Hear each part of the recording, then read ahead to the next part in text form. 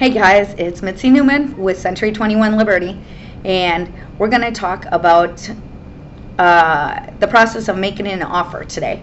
So we've already got your pre-qualification in place. We've already gone and viewed homes. So now that we're going to make an offer, one thing that we're going to do is, in order to establish your offer price, is we want to look at the homes around the home that you're looking at purchasing. And we want to see what they've sold for. We want to make sure that we're actually giving a fair and competitive offer, because our market is very strong. So many times you will get multiple offers on a home, especially if it's repaired already, especially if it's renovated, if it's all of the systems are good, and if it's been staged. With us being in a military town, it's very competitive to get a house. We're blessed in the fact that our market is actually one of the best nationwide as far as cost effective. So let's say you're looking at buying a house that is listed at $140,000. What I'm going to do as your buyer's agent is I'm going to look at the homes that are surrounding it, and I'm going to see if those homes have sold for around $140,000. I'm going to take into consideration, square footage, bedrooms, baths, age of the house, age of the major systems, and we're going to look at renovations and stuff. So currently in our market, our list to sales price is around 98.9%, I believe it was the last time I checked, like last month. So what that means to you is if a house is listed for $100,000, they are likely going to get $98,900 for that. So that's something that we have to keep in mind when we're making an offer. We want to make an offer that's competitive. So I understand wanting to go a little bit lower, because of course everybody wants a deal. That's something I have no problem doing. But I want you to know that in our area it is competitive. So all parts of your offer are going to figure into the strength of your offer. Earnest money, due diligence money, your closing costs, your closing date, your due diligence date, all of that type of stuff, the amount of repairs you ask for, things like that, the seller is going to take into consideration. So if there's an offer out there, let's say we're offering $139,000 for a $140,000 house, and we're going to give $250 for earnest money, and we're asking for 3% in closing costs. 3% is pretty standard around here. It's usually between 2.5% and 3.5%, depending on the loan value. So we want to make sure that our offer is competitive. I know that you always want to get a deal, but I'm also being realistic at this point in the fact that, like I said before, our market is very strong. So depending on how long the house has been on the market, the condition of the house, that type of thing, that's things that we need to take into consideration.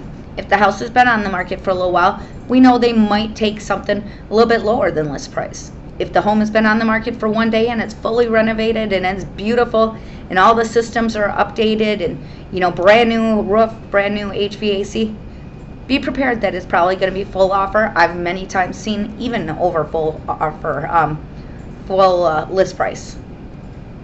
So there's the different parts of the offer are the sales price, the earnest money, the due diligence money, closing costs, home warranty, and then if there's any additional provisions.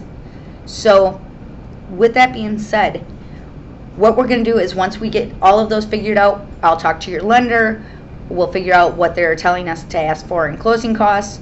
I'll talk to you, we'll figure out our sales price based upon looking at the other properties around the home. We'll figure out what you can afford for due diligence and earnest money, what we feel is fair. We'll write that all up. Once we've communicated and we've got all the details, I'll type that up into my software and I'll send it over to you through DocuSign to sign. What DocuSign is, it's an electronic software that allows you to sign your offer to purchase electronically. So I will send you an email. It's going to say Mitzi Newman via DocuSign, and it's going to pop up, and there is going to be a blue button that says review. You just click on that, and it's going to open up a PDF. When you open up that PDF, if this is your first time using DocuSign, it's going to ask you if you agree to do business electronically. So you'll need to agree to that. And then it'll ask you how you actually spell your name, how you want your signature to look, your initials. And then once you do that, it's going to open back up to the PDF, and it's going to actually scroll to the parts of the offer that you need to initial or sign or date, anything like that. So you'll want to scroll through it rather than just clicking on the start and next button. So you'll want to scroll through and actually read that. Make sure that everything's correct. I'm human. I might, my computer may drop a 0 or something. You always want to review that. I always review it as well. So once you sign that and you're completed and you press finish, it comes back to me.